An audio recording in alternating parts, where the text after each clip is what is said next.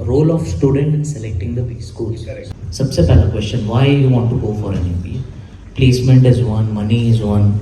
Somebody said it will give me reputation. I don't know what reputation you're talking about, but take it.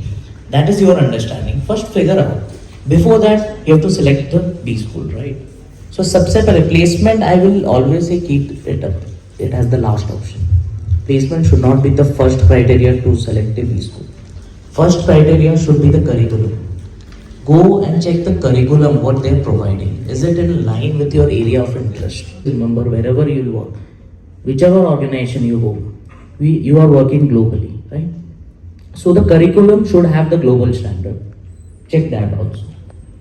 The next will be faculty. Who are the faculties? What are their experience in that particular area? What are the research opportunities or research being done in those institutions in that area where you're looking for? That is another important factor. And last but not the least, yes, placement.